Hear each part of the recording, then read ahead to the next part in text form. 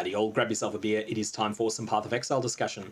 Today I wanted to talk about a more introductory boss killing strategy that I highly recommend as a way to make currency at the current Path of Exile endgame. So this is something that I'm aiming at people who have perhaps never really taken down any of the endgame bosses before, but that feel they're pretty close to it.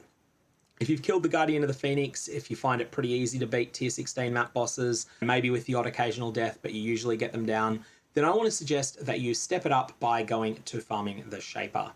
The Shaper is a boss that's been in the game since patch 2.4, and as a result, because it's been around so long, a lot of power gamers are sick of the fight. There's a number of phases in the fight that mean that it just drags on for a while.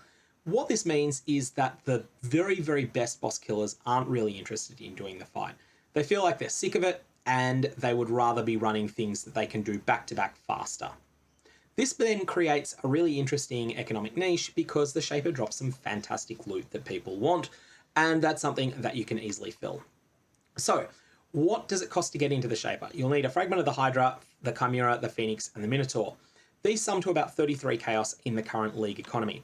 They're usually a bit more expensive than that, but at the current time, there is a endgame grinds to defeat Elder and Shaper Guardians in maps, and that means that a lot more of these are being farmed than would normally be the case. So players that are going for 40 challenges are farming additional fragments for the Shaper, and that means that there's a lot more of them in the Trade League economy. So, 33 chaos entry fee, what are the rewards? 100% drop rate, you'll get either a Fragment of Knowledge or a Fragment of Shape, and both of them are about 83 chaos at the moment. So that's a guaranteed reward.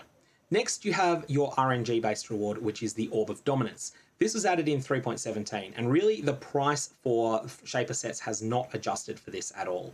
The Orb of Dominance only has a couple % drop rate. I'm not sure exactly what it is. I personally speculate maybe it's 5%, but it could be lower than that.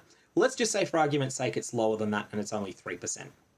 So if it is 3%, these sell for about 570 chaos at the time I'm recording this video. So that means that every single Shaper run that you do, you will on average get 17 chaos worth of Orbs of Dominance.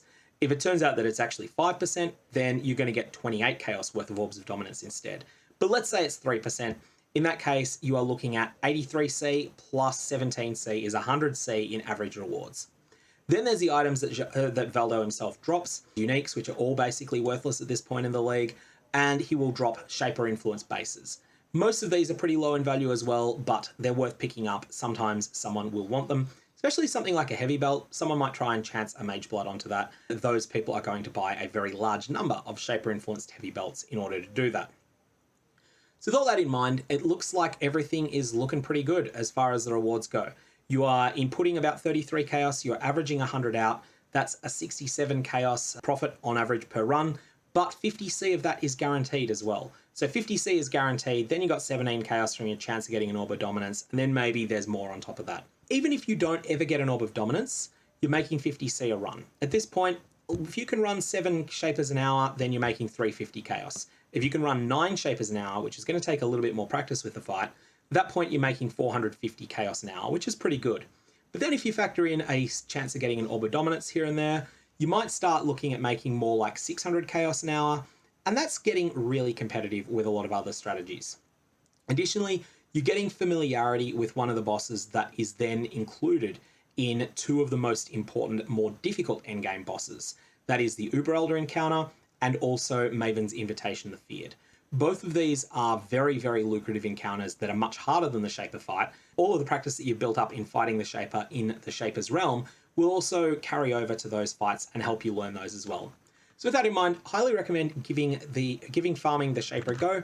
I think it's in the best place that it's been in a long time, and it's something that will give you a bit of confidence that you can beat endgame bosses.